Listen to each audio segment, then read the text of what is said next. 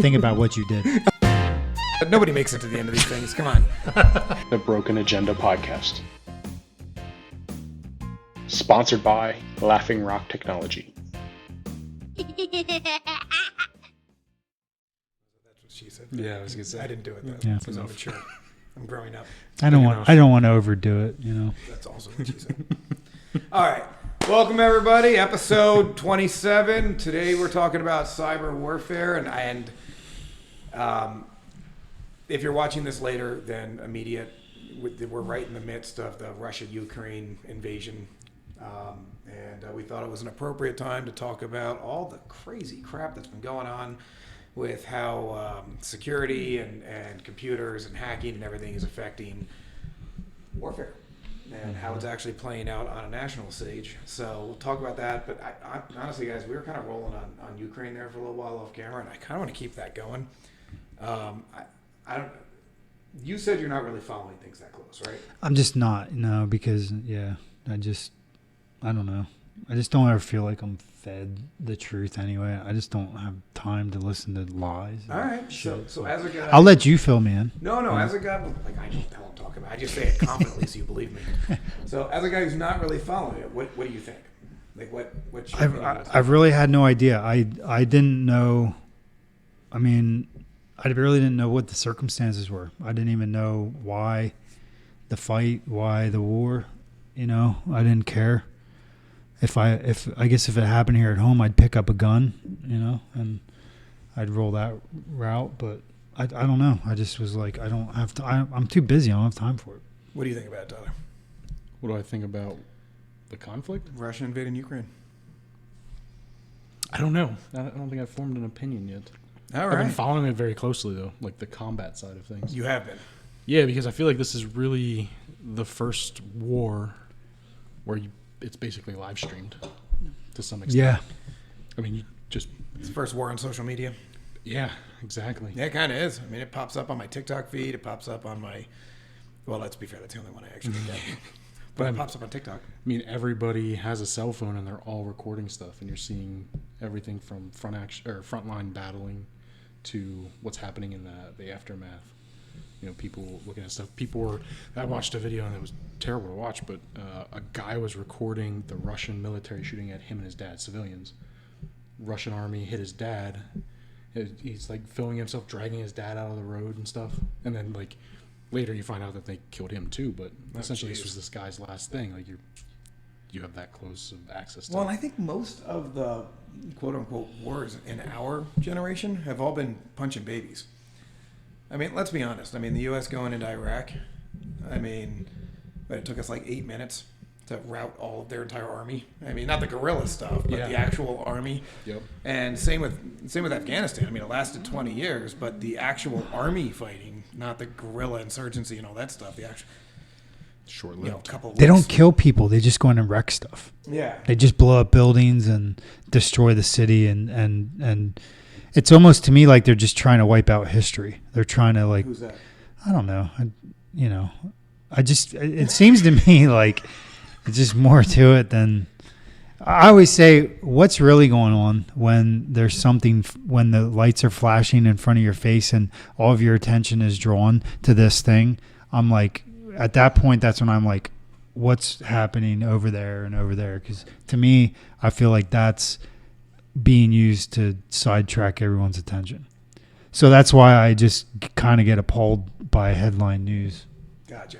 Well, what I think is interesting is, in talking about cyber warfare, Ukraine's been under attack for almost a decade now. Yeah. I mean, Russia's been hammering those poor dudes with cyber warfare attacks. I mean, ever since Crimea was, 2014? I say 2014. When they took Crimea. Ever since 2014, they've blasting those dudes. I mean, attacks on their financial district, attacks on their telecom, attacks on their military, nonstop. And I personally think this is the modern day equivalent of shelling the beachhead. You're softening up their defenses. You're learning everything there is. You're getting bots, and you're getting spyware and all sorts of other stuff infiltrated at every level of their organization, every level of their government, every level of their financial institutions, so that when you're ready to make your final move, you've softened up the beachhead. Yeah. You can shut down their transportation systems, or you can shut down their electrical grid or shut down their telecoms so they can't communicate with each other. I mean, right now I was reading about how Russia effectively infiltrated the satellite communications that controlled the drones that Ukraine had access to. So they essentially grounded their drone, not permanently, but you don't need it to be permanent. If you're Just rolling tanks and you just don't want to have Hellfire missiles coming down at you, you know, if you knock them down for a day, you can establish lines of battle. And it's fascinating to see, and I'm by no means saying Russia's the best at this. Like they're like the kings of the cyber warfare and like that, but I can't remember ever seeing this. Like a modern society with a real army attacking another relatively modern society with a standing army. I don't think it's happened in our lifetime. I don't think it's ever happened, has it? Is this really the first time? Well, as far as I can tell, I'm trying to think. I mean, Everything else is a proxy war. It might happen in the background, like maybe U.S. and China fighting over Hong Kong. Yeah. Or, you know, whatever. Not Hong Kong. Taiwan. Yeah. You know, we're arguing about it politically, and we're obviously at odds against each other, but nobody's shooting guns or missiles at each other. You know, you're just screwing with each other's, you know, computer systems. Yeah. But to actually use it as a prelude to war. Well, what is it that we don't know? Like, I'm not over there. What's really going on between them when they're not in the headline at war? What happened, you know? What, Ukraine and Russia? Yeah. Well, I wouldn't know that. I firmly believe, though, this is Putin's attempt to reestablish the Soviet Union. Yeah, I think that's the closest thing to it. He's Yeah. trying to cement his legacy. Yep. And if he can rebuild it, if he can be the guy who reversed what Khrushchev and all the previous presidents of Russia and the presidents of the Soviet Union all ruined, what he considers to be the glory days, which was 1922 through 1988, then he'll go down in history. He'll get a tomb, you know, probably in front of Lenin. You know, like he'll be the guy. He'll be Putin. You know, a historical figure for all time in Russia. And I think that's what this is. This is him establishing new lines in the world. And I think it's also him fighting against, I was saying this before, but, you know, China, Russia, you know, these are very nationalistic nations. I mean, they're not global countries. They're not looking to be globalistic. They don't want to be a part of a greater whole, like one piece. They want to be the best. They want Russia, they want the world to bow to Russia, or the world to bow to China. They should be the number one country. And I think they're fighting against this globalist move, all this Great Reset stuff, all this, you know, this woke baloney where everybody's trying to be one people and everybody's trying to defer to everybody else and everything's a big committee. I don't know. I think that's what it is. Well, what makes you say that? Why do you? His speeches are very nationalistic. So, I mean, they're extremely Russia. It's all about us. I mean, the difference between that and like America first, like the idea that we treat America first and everybody else we help as we can. The difference in that is you've got 100 million people in America all voting to support candidates that prioritize America above other nations. In Russia, they don't care what the people say. You've got one guy saying this is what we're doing and follow, shut up, or die. And that's it. Those are your three options. And you can combine those two. And, you know, So what do you think about follow, all these? die, shut up, and fuck die. What do you, Most of them include dying. Dying. At some point, you're going to die. At some point. Yeah. what do you think about all the people like sending Ukraine money? Slacktivism. What happens when? That's all it is. That's all it is. What happens when governments realize that, oh, we could just like create these scenarios where we just have gobs of money dumping into our lap Yeah, I mean, because the people are feeling like, you know, they're bleeding hearts, and they'll send us their cash, so they can actually use it as a you know, a way to prey on people and take money from them. Don't they already do that though? Yeah, behind the door handshakes, and you know. I don't even understand why people are giving money to Ukraine. It doesn't make any sense. I mean, it makes them feel a little bit better. Like, hashtag support supported Ukraine. Like, put your Facebook picture with the Ukraine. I'll bet you that Yeah, money. so I'll bet you that. I'll bet you that money doesn't get seized. That probably does. I mean, that's so dumb. I mean, when you're fighting a war, I mean, you're going to spend money you don't have to get what you need. I mean, what they need is they need missiles, they need Stingers, they need, you know, helicopters, air support. You know, I mean, a couple of $1 million from American citizens. They need dental floss. Dental floss, socks. Yep. You always need socks. Yeah. I learned that from Saving Private Ryan. Man, they get that stuff though too. Like I was surprised to find the number of ex-military guys volunteering to go over. Like, But did you see that special forces group that formed themselves? that's over. That went in over. Ukraine? There's Yeah. 10 of them, 6 of them from the U.S. and 4 Mhm. from other countries. Yeah. And they're all retired, and they got together and they said, "We're going to go in and kick some ass." It's nuts. Like there was a subreddit on Reddit, volunteer for Ukraine. It was just guys going in and being like, "I'm getting my passport cleaned up, making sure I have it. Where can I get it fast? Because I want to go tomorrow."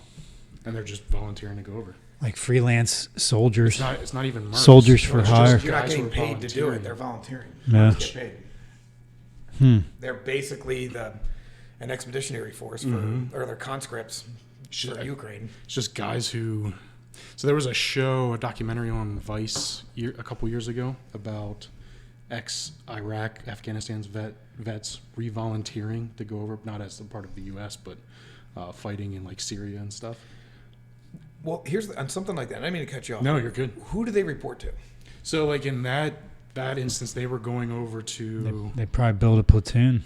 It's a lot of them were going over as medics, the ones that were in the documentary, but they were joining up with the active military. And the active military would work with them. Mm-hmm. Really? I mean, you can Or they technically probably build an outfit. They probably build an outfit Well, I know of. the Special Forces Group built their own outfit, but I got to imagine, I mean, the scariest situation there, and also probably the most badass, is that they're giving themselves missions. Yeah. But I don't think they'd want to, because you don't want to get caught in the crossfire. Like, you want to make sure at least one side's not shooting at you. Yeah. And if it's got 10 guys that just come out blowing everything up, everybody's going to shoot at you. That's crazy. That's kind of that's a whole new way of doing war when you just got people just like showing up, elite retired forces just showing up and forming units. Well, and I think some of it comes back to these guys truly believe they are the defenders of democracy. And then there's also some level of emptiness for some of them that they feel like they're experiencing. Regain purpose. They grew up essentially their early 20s in combat. Yeah. And like they missed that level. Like nothing here does it for them. And now they work sales. Well, it's just what they're. It's what they're good. It's like what they're built for. You know, that's what they're brainwashed. They were built for that now. Yeah. And you get in there and you get all psyched up and you go through all that Or training. they were built for that before. Like, I know a bunch of guys I know that went into special forces. I mean, they were 13 years old and they were out in the woods, like, hunting bear with a knife. I mean, those guys were born. You live with adrenaline it's like a separate vein that just flows through your body. You can't just like dry it up, I can imagine that's difficult. I don't know, but it gives me faith in the awesomeness of Americans. Yeah. And I know I probably shouldn't be supporting these guys as much as I do, but I think it's awesome. Like, if your first reaction is, you know what, I'm going to go over and fight for what I think is right, and I'm going to go kick some ass, and now you don't even pay me, I don't care. Like, I'm just going to go do it. Yeah. On my own dime. Just give me food, 3 cots or 3 meals in a cot. Yep. I'll be there. Yeah. Beers on the weekend. I mean, I guarantee I'm not offering. Like, at no point was I like, I'll go over. First of all, these are not the hands of a warrior. They're soft. There's not even a callus there where you should have one. I moisturize. So, no, that's interesting. The whole thing is fascinating me in a very morbid way. Like, it's not a good thing. But the cyber warfare stuff specifically, and I couldn't even find. Did you guys do any research on this topic at all before we got into this? Some. Yeah. Did you find a clear-cut definition of cyber warfare? Because I found like 9 definitions. Nobody's actually landed on a definition of it yet. Yeah, it doesn't exist. I mean, I kind of made my own. Well, cyber warfare is going to be an ongoing thing, right? Because you got to be ahead of the game, so you're never going to know what it is. Yeah, but who's causing it? Like, some definitions say it's got to be a nation state against another nation state. Other definitions say anybody that attacks a nation can do it, and others say that anybody that attacks anything in a nation, which everybody's in a nation, is cyber warfare. Like, the definitions are all over the map. They can't even define who's attacking who. I mean, my definition, I feel like, is not bad, but I'm sure there are people that would laugh at me, but it has to be state-sponsored. Also, that would be, I think, the most critical part of it. Yeah, if it's not state-sponsored, then it's just cyber terrorism. Yep. It's a very different thing. A rogue outfit attacking a nation state is a cyber terrorist organization. Mm-hmm. So it has to be state-sponsored, and it has to hit either government or infrastructure. What if they're actually doing the right thing then? Are they categorized as a terror outfit. Well, I mean, the right thing is a subjective stance. What is the right thing? So why would you use the word terror? I mean, if you find a guy who's abusing a kid and you kill that guy, you're still a murderer and you go to prison. So the right thing to you is not the right thing to the law, which is not the right thing to that guy. Right. So, that was real justice. Yeah, so the right thing is a hard thing to define. But if you decide to break the law to attack a nation, and you're part of another, sponsored by a nation, that's cyber warfare. You're committing acts of aggression via computers on another nation. If your nation doesn't support you, then you're a cyber terrorist. Whether that's the right thing or not. I mean... So if your government's behind you, you're cyber warfare. Cyber warfare. If you're attacking if they're not, then you're a terrorist. That's my definition. Some people would disagree with that, but that's kind of where I drew the lines. Sounds like Tyler's on board. I think that's... Sounds to me like the governments are the terrorists. Well, dude, we all know you hate the government, all right? You're going to get us on a list if you keep bringing this up. Okay, sorry. I mean, more We're lists not than we're already on. I was going to say. Extra lists. I have enough lists. We get to the black list, the white list, No, we're not the red list. We're not on any wait lists. The bullet list. It's all, we're the first ones going down. So there's a bunch of different types of cyber warfare, and I think there's some... It's funny, as I was putting this list together to make sure I didn't miss anything, I was thinking of actual examples that I remember from the years. Like the first one I wrote down was just good old-fashioned espionage, which has been around forever. But I remember a couple... We've all heard the NSA getting hacked, and we've all heard of like CIA hacks and FBI hacks. I mean, that's good old-fashioned espionage right there. I mean, you're hitting a state-sponsored intelligence agency, and you're trying to steal information. I mean, that's terrible, but kind of awesome. I mean, theoretically. But then there's sabotage, which I was down in South Carolina when we had that hack on the Mid-Atlantic pipeline. Yeah. And, that was just straight up sabotage. And we had no gas for a week. You couldn't go anywhere. Wasn't that a ransom situation? Or yeah. Ransomware or something? You know which part of the pipeline it hit? It hit their billing system. Yeah. So there was no problem with the pipeline, and there was no problem with delivering oil or gas. The problem was that they could no longer account for who got how much, so they couldn't bill them. So the company shut it down until they could fix their billing system. Just to be safe. So millions and millions of people had to sit there on their thumbs for a week. We're unable to sell at the moment.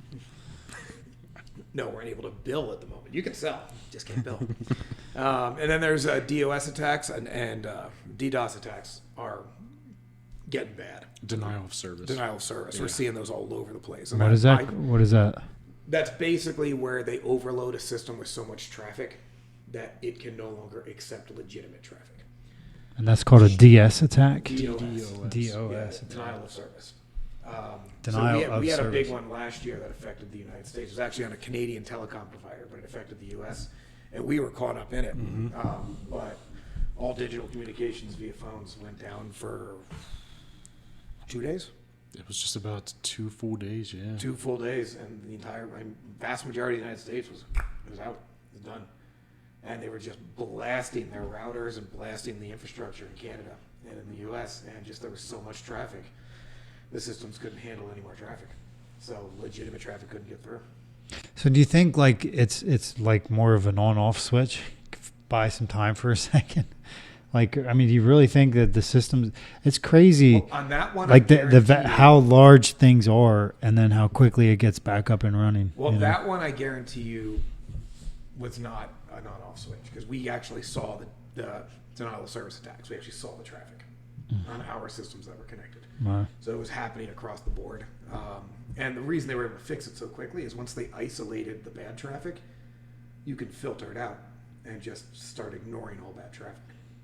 So it's not like they're cramming a pipe full of rags and you got to pull the rags out. It's more like you've got all this traffic flowing and just redirecting things. Well, the devices receiving it have to process all that traffic, and the processors clog. So if you just filter out the bad traffic and say if it's coming from these IPs or if it's coming from these bad actors or whatever, just don't don't even send it to the processor. So you can identify the junk coming in, and literally like that, you can like almost wipe out like a huge percentage As soon of as you information that's clogging the Now pipeline. that one took 2 days to Essentially. fix because it was coming from multiple locations, multiple different types of traffic. It took a while to isolate it. Yeah, that's it. So so there was a guy that did in the Discord channels. There's a big problem with bots. How everybody's like infiltrating the Discord channels, and he figured out a program, and inside his room, he was able to detect the bots, and he went through and he had basically ran the program and ended up blowing like 20,000 bots out of his room. So that's kind of what you're saying. Yeah. It's the same exact thing. Is that once you've sort of find the bug or the virus, let's call it a virus, Now right? they'll find another way to get bots in there. Yeah, And you then got to do it again. And that's what cybersecurity is. that's why it's so quick to be fixed, or that's why it gets back up and running so fast. Most of these things are complex to set up, but easy to fix once you figure out the complexity. But Okay. that's the problem. There's a lag there. From the time you hear about it till the time you understand it to the time you resolve it. You know. But it's not like all the equipment broke. It's just like it got clogged from data. It got clogged from data. That's exactly it. I see. They gummed up the works. And you're going to see a lot more of those, I think, over the next 5 years because they're super popular and they work. And you don't need to infiltrate a system to create a DDoS. You just need to target a system. Yeah, I feel like when I was reading some stuff online this weekend, there were people giving instructions on how to use your PC to be a part of a DDoS attack. Yeah. They were listing out, like, don't do that. They were doing it, like, don't do this, don't do this, don't do this. Which is like reverse instructions. Reverse instructions. Like, just make sure you're not doing this. And this and Yeah. this. Make sure you don't click this button and then click this and then hit OK. And then don't type this specifically in. For the love of God, also, don't type that. Yeah, no, yeah. I hear you. So, yeah, we're going to see a lot more of those. Those are going to be, well, those are a problem because you get a lot. Remember we were talking about a couple episodes ago, hacktivists? Mm-hmm. Hacktivists love to get in on DDoSes Yeah. because they think it's fun. They get a bunch of like 13-year-old kids. They're like, hey, my Reddit group said we're going to DDoS IBM. Woo! And then they don't know what they're doing. Sometimes these kids even get caught. They're like, some go to jail. They don't know what they're doing. They download a snippet of code. They put it on their computer. They run an executable. They don't even know exactly what it's doing. They just know they're boning Bill Gates. And now they're part of a global... we're seeing that in Ukraine right now. I don't know if you guys read about that. But Which the part? global hacker community came together to hack Russia. Well, and that's what I think I found the most interesting of everything I've read. Yeah, It that was sounds just really anonymous- interesting. What? Anonymous Yes. in their attacks because they took down Belarus's train system. Yep, they took down their train station it so out. Russia couldn't get soldiers through Belarus. And they took down the state media for State Russia. media. They leaked information for the Ministry Now of that's Defense. cyber warfare. That's not state sponsored. So that's technically cyber terrorism by my definition. Is it not? It might be. All right. I'm sure Not there were that some we know CIA guys like, yeah, I'm anonymous. Or there's some CIA guys going to a bunch of 14-year-olds going, hey guys, you want to really screw with Russia? Yeah, Here's some code. Why don't you guys all run these on your computers? Hey, you guys want to play a game? Yeah, exactly. It's like, hey, buddy, my work needs you to do this for me. You know, I'm an accountant. That's too funny. All right, I'm not going to say it's. It not seems state like- sponsored, it but I'm seems gonna say like- as far as we know, it's not state sponsored. It seems like there's a real strong possibility that a large organization of hackers can really start to control the world. They can, but hackers are notoriously not. They don't play together well. Well, it's pretty neat that they can like go in and they It's can start. horrible that they can go in. Also concerning. Yeah, the stuff they can do if they the rare few times when they actually get their crap. Well, together. yeah, but if you can like stop war and you can stop these power mongers, Remember, when it comes to new technology, anything you can stop, you can start. Anything that heals destroys. Anything Well, that creates eliminates. but now what you start to see is a balance of power where the power isn't all in the hands of the powerful. Well, and that's a good point. That And is a so you have a shifting of power where now the people are becoming. And I guarantee you that Vladimir Putin did not see the international hacking community coming out of the woodwork to screw it. Yeah. I guarantee that came out of left field. And he'd be like, oh, that's definitely, yeah. I feel like the entire thing's come out of left field for him. I mean, Yeah. he planned on 3 days and being done. And I'm not so sure that Ukraine's the been awesome. Like those guys are. They've been legit kicking ass. Those guys are no joke. pushing pianos in the road. There was a picture There was a picture today of farmers stealing a $25 million piece of, what was it, an anti-missile system. They just backed their tractors up and pulled it away. Now, you know what? Now, we live in farm country, right? Yeah. I absolutely can see a bunch of boys from Italy doing that. Absolutely. Like, Yep. with their overalls on and a Yeah. piece of hay coming out of their mouths being like, Yeah. That's a missile? let's go. A bunch of them running out, Yo, dude, let's go get a missile. hooking it up to their Ford F-250, peeling out. Like, absolutely see that happening.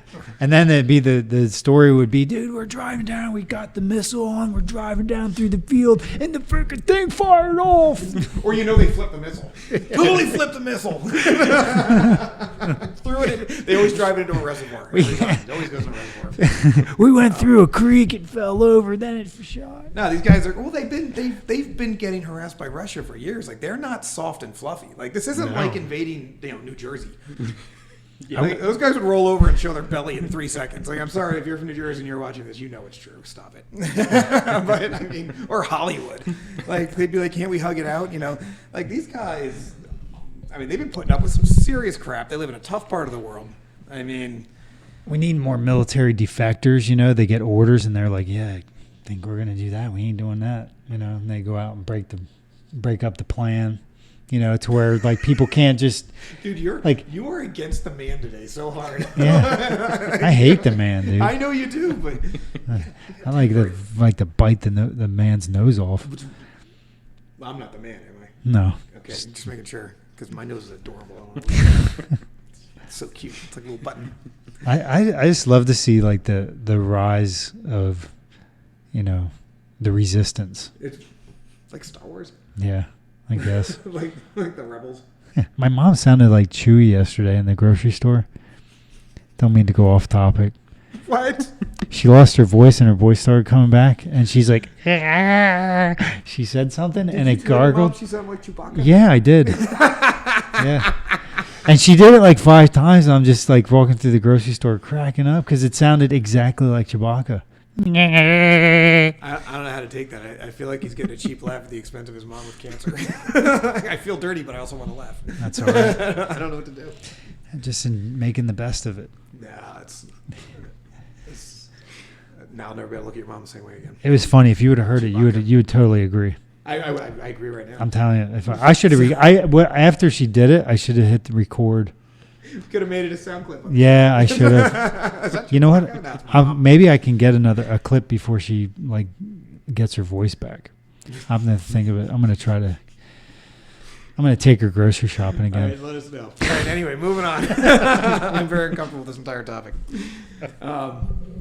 No, but I'm going to keep track on. I'm going to keep watching these activists. I kind of am excited to see them do some crazy crap to Russia. I think that'd be awesome. Hopefully they don't turn on everybody else. Like get a taste of power and all of a sudden like our electricity goes. I think it would just be awesome if every time someone tries to do something stupid like that, they come in and just botch the plan. I don't know. What if you could just really botch all those kind of plans? I don't know. I don't want the what would happen? decision-making process. I know a lot of idealistic hacker types. They're not the types that you want making international decisions. like most of them are not exactly. Well, but if you're just stopping a war, I mean, I don't know. If you can stop everybody who goes to attack, then I don't know. I also don't know. I also don't know, but I kind of hope they turn on China next before they go after Taiwan. So, but we'll see. China, if you're watching this, you suck. All right, anyway. So other types, electrical power grid. This is the one that scares me. This is the one I'm convinced is going to happen in my lifetime. 100% convinced. And somebody's going to hit the electrical and the electrical power grid in the U.S., it really blows. It's really bad. I mean, everything is leaning on everything else. It's like, have you ever seen a kid try to build a fort? That's what our electrical power grid looks like. Like, it's just, because you take out one region of the U.S. power grid, and you could probably take out a third of the country. Because it creates a cascade, because the other grids start pushing into that one to fill in the gap, but they don't have enough production capacity, and then they start going down, and then others. I mean, that happened, like 10 years ago? Remember the entire Northeast went out? Yeah. Because we had one power station went out? Mm-hmm. Yeah. But I'm convinced. And then when that goes down, like things did go wrong. Like things are broken. Yeah, no power. You're immediately back in the 1800s. My buddy's a lineman. He tells me all the time about Well, not all the time, but he's told me several times about how like in shambles or It's fragile. how delicate it It's is. fragile. Read It's the bad. book 1 second after. That starts with an electrical grid takedown. Yeah, but 1 year after the follow up. 1 Didn't second, like as much. Didn't like it as much. It's I don't know. 1 I year didn't or even 1 finish it. second. 1 1 second, second after. So 1 second, and then there was a sequel. 1 year. There's 2 technically. Yeah, there's 2 sequels. Yeah, no, it was written by. There's a guy who, an author. He wasn't an author at the time, but he kept ringing the bell to Congress and to the U.S. military that we need to watch out for EMP attacks, and nobody would take him seriously. So he wrote this book, and it's a really good book. Yeah. So how's that going to affect the cryptocurrency and the digital currency Well, era? without power, they Wouldn't don't exist. be any. Yeah. I mean, You're drawing them on stones and hoping somebody you takes better it. hope you got really good cold storage. Yeah, exactly. Really good cold storage. You think it goes down forever if it goes down, or Well, for it's- like 10 years, In that scenario, an EMP would fry most electronics. and everything would just No, hard. crypto would be okay unless you have a global EMP because crypto is kept on the blockchain everywhere. Crypto would actually fare better than most other things because the blockchain might be wiped out on the eastern seaboard, but it lives in the west coast and it lives in Europe. And But it would never actually go away. What would? Any of the crypto, it Yeah, would well, just if be you lose power globally. it would just be unaccessible. It depends. Are we talking an EMP or are we talking a power outage? I don't know. Because a power outage, no, crypto's going to be fine once the power comes back on. Crypto's right there. An EMP, Yeah, destroying all an electronics. EMP is going to wipe out crypto. Yes, that'd have to be a global EMP though. Because that would fry. And a global EMP, the only thing it's going to do That would fry all And if records. that happens, we probably got bigger problems than crypto. Yeah. Like, yeah, you're not worried about crypto. If You're worried about food. yeah, you're trying to keep yourself alive, and hopefully the radiation from the sun that created the global EMP didn't melt you. But So you survived that. Your face Yeah. is your face is melting off. find some water. I Get basic. need my Bitcoin. It's a bad day. It's a bad day. Screw crypto. I guarantee you're not going to see a bunch of guys sitting around a fire with half their body melted off going, man, and my Bitcoin was doing so well. 100% guarantee that's not going to come up. All right, well, we didn't even get through section 2 of the agenda, but them's the breaks. We're going to take one of them's breaks, and we'll be back in a second. Thanks. And we're back.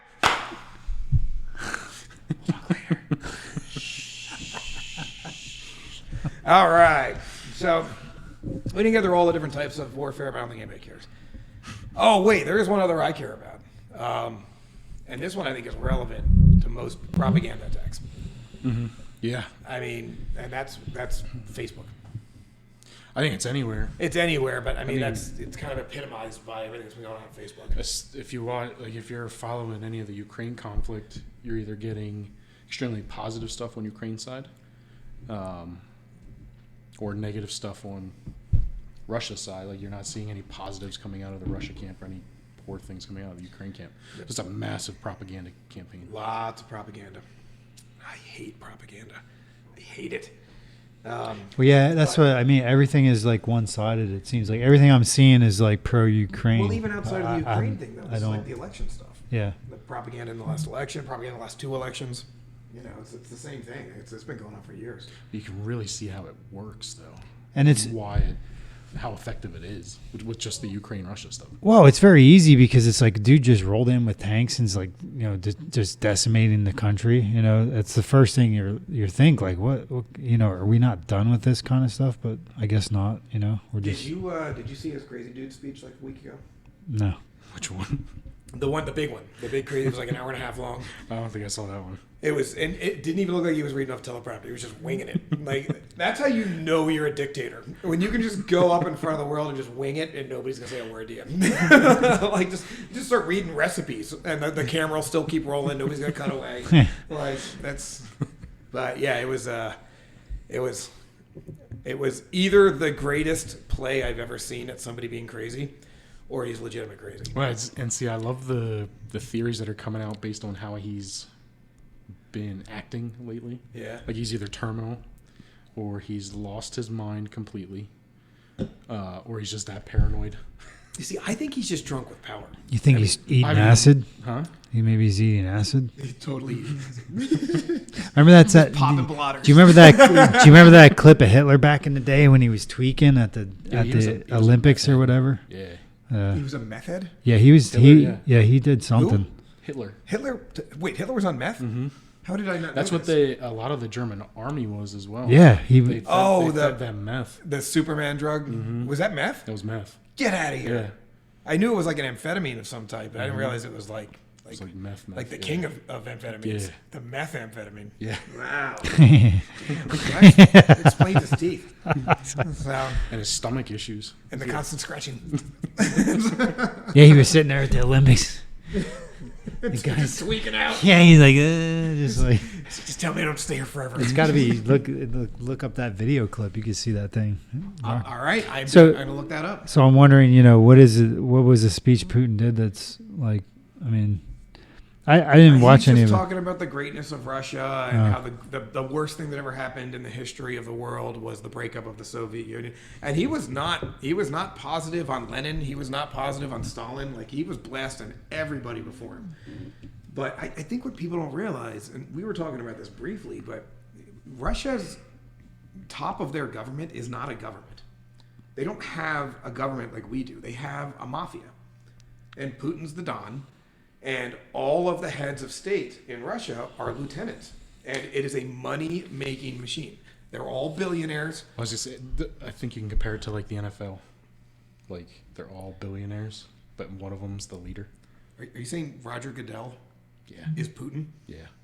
You know, Or you never the see him. MLB. You never see him in the same room. Yeah. It's like the sun and the moon. Interesting.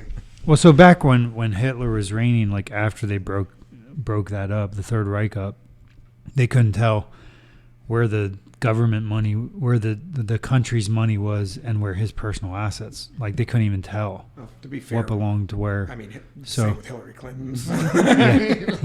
So And so Biden. yeah, so I wonder how they ever work that out. Like, is it, if that just type of power was, I never really followed like how that all, like after Hitler was taken out, then how the rebuilding of Germany. just how it all went down. Like, I've never really ever followed that story. It's actually pretty fascinating. The rebuilding of Germany and the rebuilding of Japan were both modeled off of the rebuilding of the South after the Civil War. And it's been proven World War II was caused by World War I because we didn't do that after World War I. We punished Germany. We didn't rebuild them and get them back on their feet and re-release them into the wild. We treated them like a whipping dog because of all the trouble they caused. And that led to a nationalistic socialist rise. That led to World War II. And then after World War II, we were like, hey, maybe treating our enemies like a bitch is not the best plan because they tend to form resentment. And then, we got good at rebuilding. And it's actually, if you read some books on it, it's fascinating. It's really kind of interesting to see how the integration, we still have Air Force bases in both countries, literally from World War II. Huge populations in both countries from World War II. Yeah. I mean, that integration became huge to making those countries feel like they were part of the world again. Mm-hmm. So I heard up in Alaska, maybe this came up on one of our previous shows. There was a I don't want to say platoon or a company, a unit that was dropped in Alaska to infiltrate the states from up World that. War II? Yeah, and then the war ended and they stayed there. And there's this German community up there in Alaska. It's supposed to be really cool up there. I can't remember the specific place, but I imagine it's not too hard to find. It's probably one of them. I did not hear that. Mm. Doesn't sound unreasonable. No. So Yeah, it's like this big German community in the middle of Alaska, somewhere in a valley. They just all stayed. Some in like Interesting. Argentina too, but that's because it's where all the Nazis fled. that's where they all went. I love that they all went to Argentina. Don't cry for me, Nazis. All right. So anyway, I honestly don't know. So Are cyber attacks? I wrote this in my notes here. I couldn't figure it out. Are cyber attacks even? Do they violate the Geneva Convention? Like cyber warfare? Because there's not really a lot of ways you're doing Geneva cyber Convention warfare. is to be kind to your Civilians. prisoners. Yeah, it's And civilians, prisoners and civilians. So you're not Which supposed to can and target cannot do. civilians. You're not supposed to target prisoners. But most cyber warfare is going to target shared resources. I mean, if you take down the power grid, you're attacking civilians. I mean, probably far more than you're attacking the government. I honestly don't know. I don't think they had technology in mind when they created the Geneva Convention. Well, I think it was more of like they didn't. not But does it apply? not being inhumane to people. I think was the target or was the sort of the I mean, objective if you of shut the down their Geneva ability to move Convention. food, if you shut down their ability to generate power, if you shut down their ability to live in a modern society, you create mass misery and death through shutting off the modern world. Is that a violation of Geneva? Yeah, but it's not like holding them down and ripping their teeth out with the pliers. No, it's much slower and horrible. More horrible. I mean, not for me and Tyler. We've got bunkers. And we're ready to defend. They don't know where the bunkers are. They know nothing. There's ground penetrating radar now. Good luck. I've got surface penetrating stuff. We're all good. It says technically that there are no rules in cyber warfare. I think it's There's one rule. It's You a have to wear brand new pants. era. You always have to wear pants. Pants. You definitely have to wear pants. I think I would definitely not wear pants. This is why you guys both violate Geneva. Yeah. It's like Article 3. If I, It just says wear pants. I would definitely not wear pants if I was a cyber war dude. I pictured Jimmy in a white beater, a pair of tidy whities, and a Red Bull. pair of Fruit Looms. Just throwing cyber kongs. And I'd even have them. I'd have them like a size and a half too big. Fruit of the Looms, and they'd be slightly My too wife tan. beater. Yeah, just a little too tan. You know what I mean? Like they're not brown, but they ain't white anymore. They're in the middle ground. Just getting out of control here. Anyway, moving on. That was weird. Sorry about that.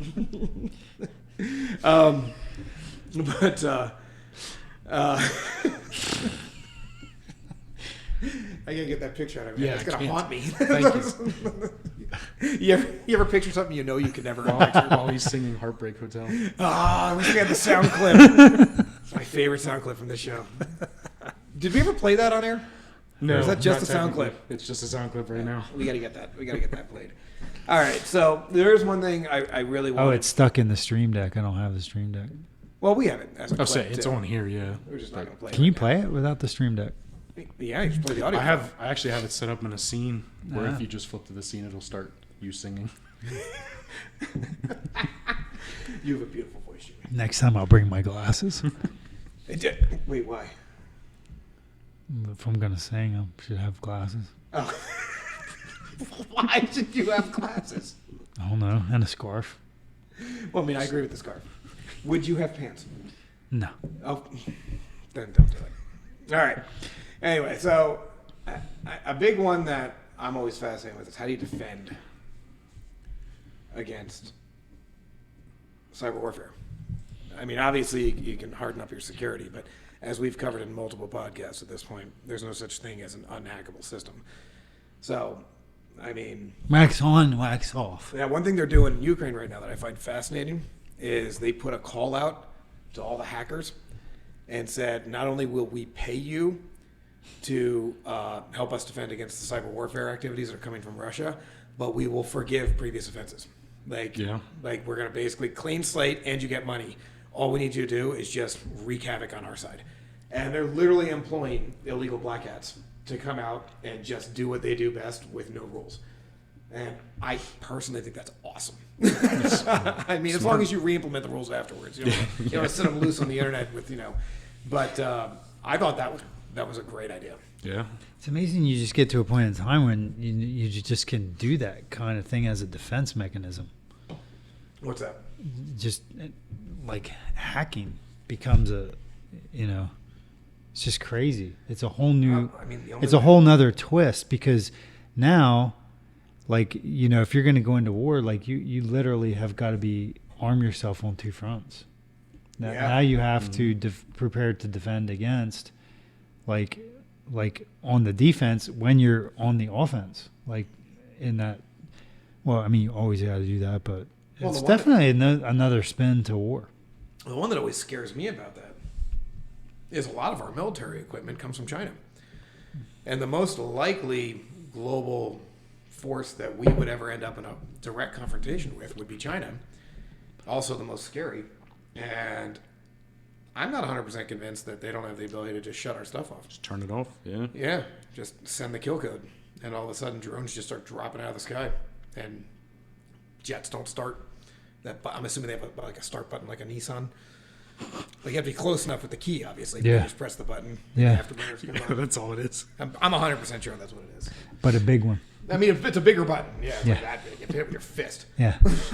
Like, it's right by your crotch. And you're like, let's do this. You turn it on. They turn the jets on. So, Yeah, it's not like a recess button. It's like a out, button well, it that depends. sticks out. That would be for the female pilots. I have no idea. I don't know. It just happened. I don't know. I don't know what we're talking about anymore. All right, anyway, we're moving on because this thing came off the wheels. No, but I mean, what you're talking about, you got to fight fire with fire, right? We've done this throughout history for every threat. So fighting hackers with hackers is like the only thing that would ever really work. Mm-hmm. I mean, you can't just ignore the problem. You also can't just assume you have it fixed. I mean, you've got to have hackers on your side that are not only offensive but defensive. Yeah. I mean, and they're not really warriors. Like, you don't need the army for that. I mean, these are not the type of people that are generally going to join the army. Like, you're not going to get the right people from an enrollment drive at the local high school. Yep. Like, these are people you have to actively recruit from colleges or, I love the idea of finding active hackers and offering them a job. Yeah. Like, hey, come work for the Cyber Defense Force in Virginia, I think it is. Doesn't the NSA deploy that to some extent? Nobody's 100% sure. But I believe they do. Yeah. I feel That's like like that. Stories of that. It's like you're in a situation and all of a sudden, you're just like, it's like you're randomly grabbing people. Like, dude, we need hackers now. And then it's like, who's going to step up? And then just people just start coming out of the woodwork. I'll hack. Yeah. And then there's like nobody really necessarily overseeing them. So it's almost like this just like, it's kind of a weird scenario. It is a weird scenario. The whole thing is odd. Like, the whole thing is, it's definitely the next generation. But I mean, wasn't it Putin that said World War III will be fought with ones and zeros? I'm pretty sure, yeah. I mean, that was like 10 years ago. Yeah. So this guy was already gearing towards cyber warfare well before any of us were even really too worried about it. Yeah. So, I think we all knew, but he wanted to do it. That's the difference. Yeah. He's excited to get it going. When he's I'm going to be the first one. Yeah, and he was. Good for him. Bill Putin. Yeah. He was also the first president to take pictures of himself riding a horse shirtless. And also the first president to pick up multiple children shirtless. He does a lot of stuff shirtless. And he's not really that jacked. Does anybody tell him that? He doesn't look that good with a shirt off? Who would tell him that? I mean, I don't know.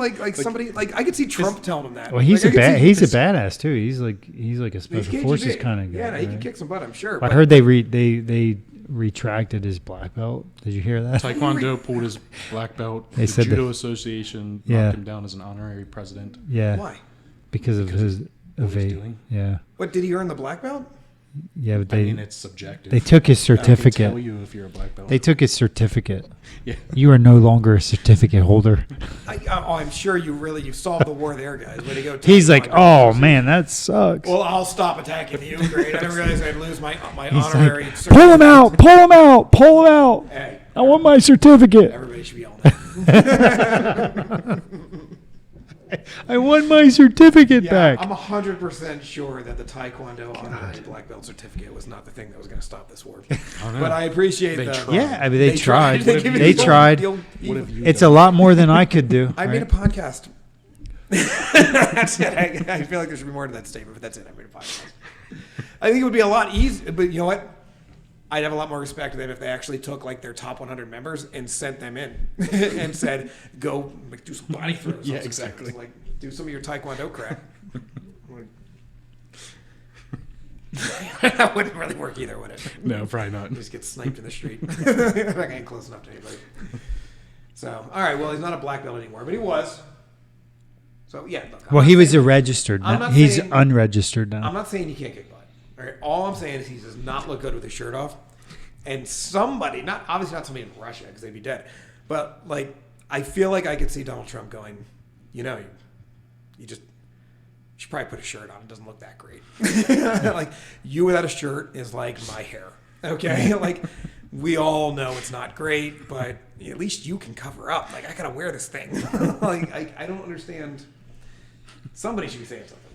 Like, so I got to tell this guy what's going on with the shirt. I guess he probably approves all the public pictures that are posted, right? So he's probably like, yeah, that's a good one.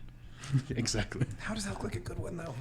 Like, I mean, he's got self-confidence. Good for him.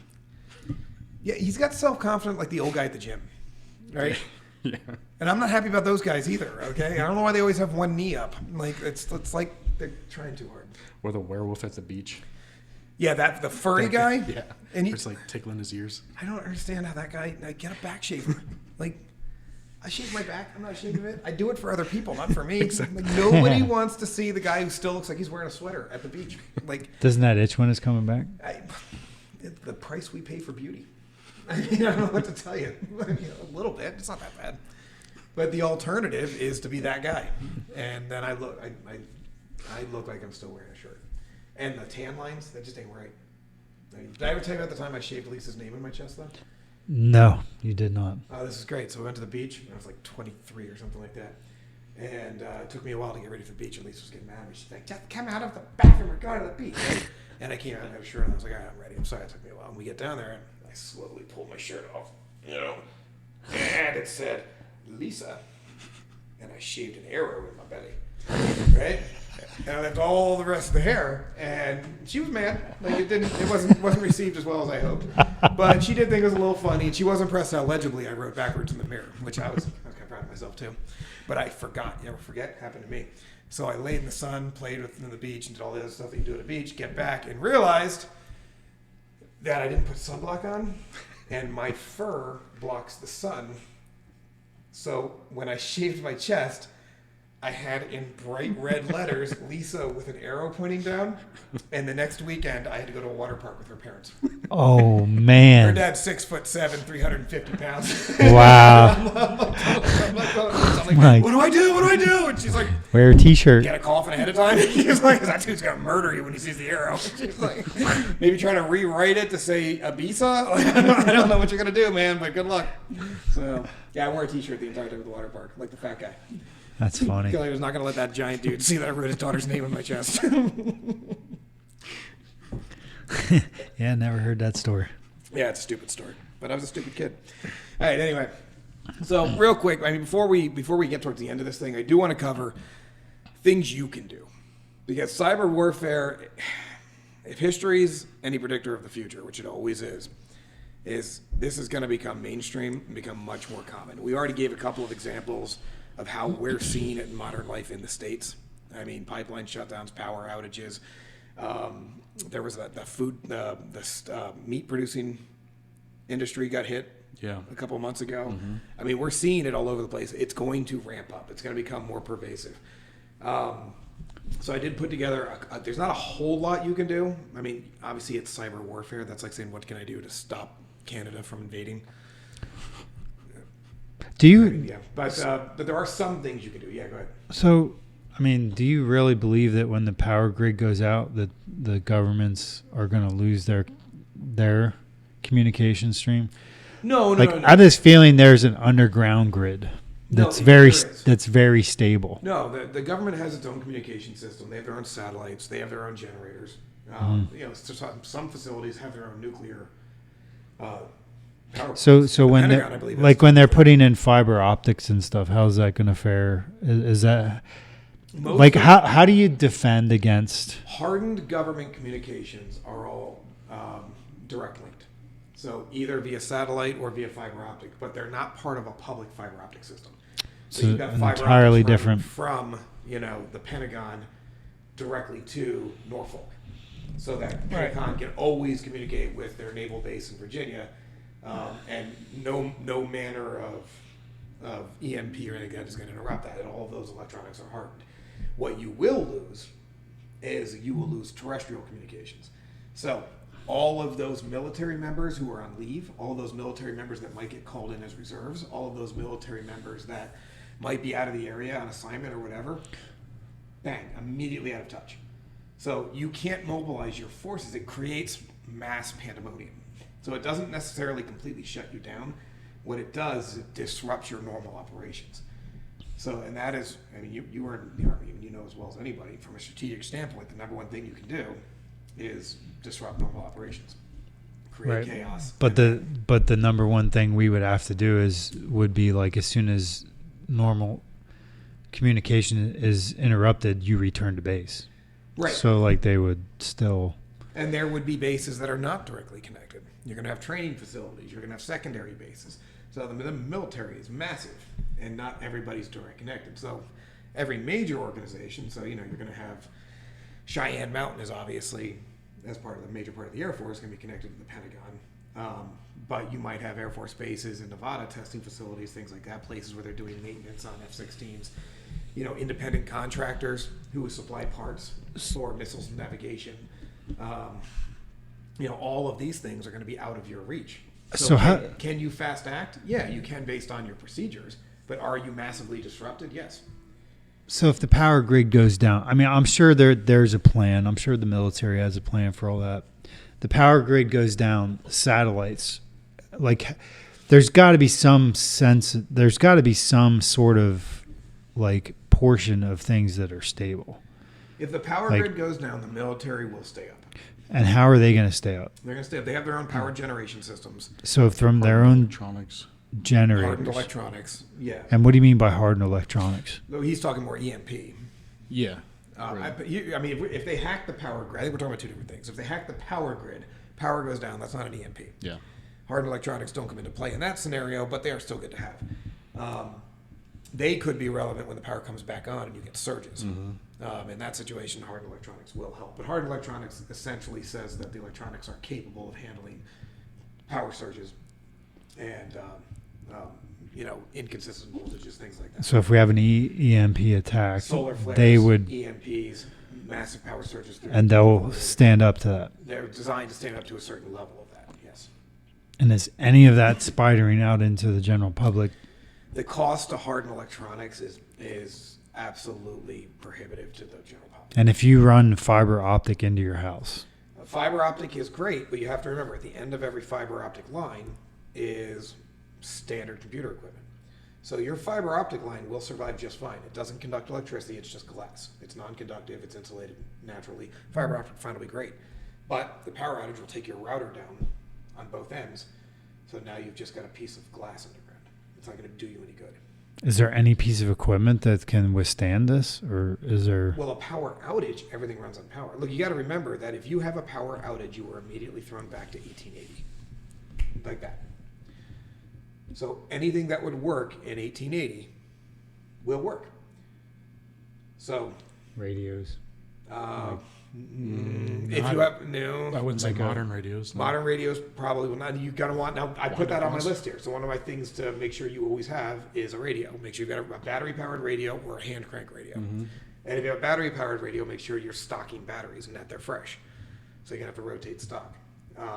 But radios was a big one because at least the military can broadcast on military radio band, and you can pick that up, and then at least you can hear what the military is saying, even if the power's out for radio stations. And most radio stations are going to have at least short-term power generation capabilities, so they can at least keep operating for a day or two before they have to shut down. Until they run And they wouldn't be affected by the EMS? Well, again, we're talking about two different things. If you're talking about a cyber warfare attack, they're going to take the grid down. That's not an EMP. So if you get an EMP attack, it's a whole different game. Generators are gone. Just think of it, in EMP is the vector why the grid goes down, same as a cyber attack. So they're kind of it's just a different means of attacking. Right. An EMP is far less likely. And it's going to kill everything. It's going to kill everything. And everything's electronic these days. What does it kill in the electronic? What does it kill? Does it fry everything? All the circuit boards will fry. And then it's just going to melt. Yeah, the amount of power that goes through the board actually ruptures. Just burns the relays. So they just can't handle it and they burst. Okay. So your transistors are going to burst, your relays are going to burst. It's all gone. So think about it. You can't get fuel because the fuel pumps at a gas station are electronic. So you can't get the fuel out of the ground. Your generator's dead, so even if you have a generator, you're toast. So an EMP is a worst case scenario in my mind. The only thing worse than that is a direct military nuclear attack. An EMP would probably be second worst. I'd almost rather see a land invasion than an EMP. Yeah, absolutely. Yeah.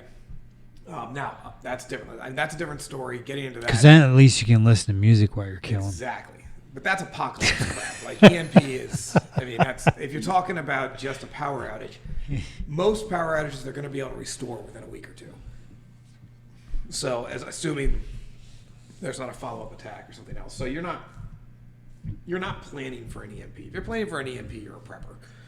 Like you're planning for a year or two of complete isolation. You've got a stockpile of bullets and tons of food. I'm not saying there's anything wrong with that. I'm just saying that's a different thing than planning for a coordinated power outage, which is not likely to last more than a couple of weeks to a month before they get basic services back online. But the stuff that you do want to have is you do want to have a generator. I mean, I don't know how anybody can live without at least considering getting a generator. I mean, to be able to restore power, at least to be able to run your freezer. Imagine what gas prices are going to be in those days. Yeah. I mean, what if you get a solar powered generator? You get solar powered generators. They make them, and they're not bad. Or like I have a natural gas generator and I have a 500-gallon natural gas tank. So I wouldn't.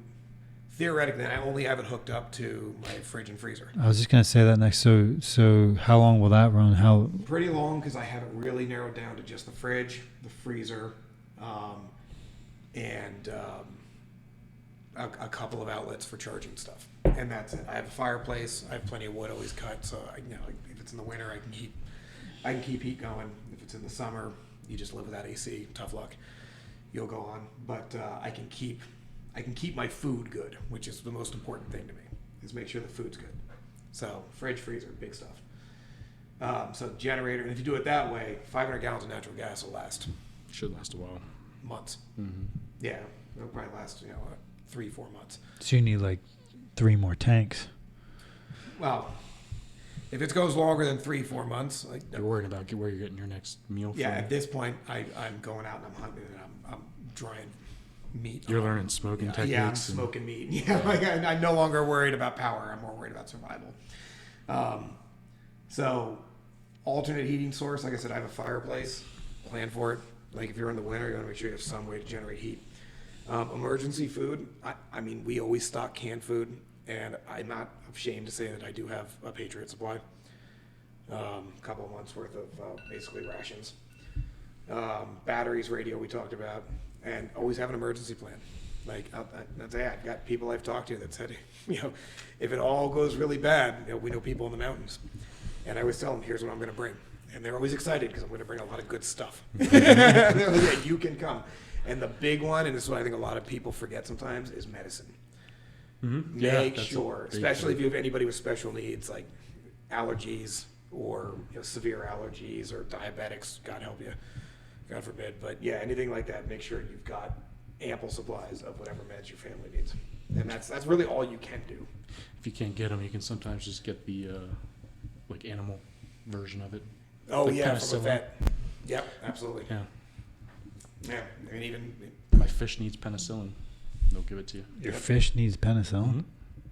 No, I'm saying you could say that to get a stockpile of it. Because you can't just go to a doctor and be like, can you give me a prescription for penicillin so I can have it? But you can go to the doctor and get your dog a prescription for penicillin. Or you go to doctors and give me the freaking penicillin, dude. Yeah, except they don't have it. I'm on the edge here, man. There's an apocalypse coming. I need the penicillin, that's dude. That's Jimmy's recommendation. Have a plan for where you're going to loot first. Jimmy always starts with Walgreens. Works his way down from there.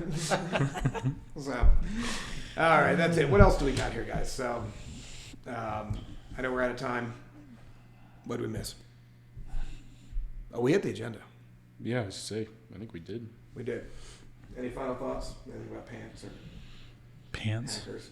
Maybe I'll wear pants. All right. Jimmy's going to wear pants. How about you, Tyler? I don't really have any final thoughts. I think we covered everything.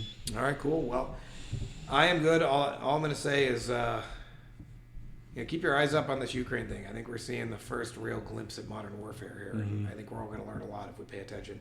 And to Jimmy's point, do your best to screen out the propaganda because there's a lot of it out there. So, but, listen to us. We'll give it to you straight. Yeah.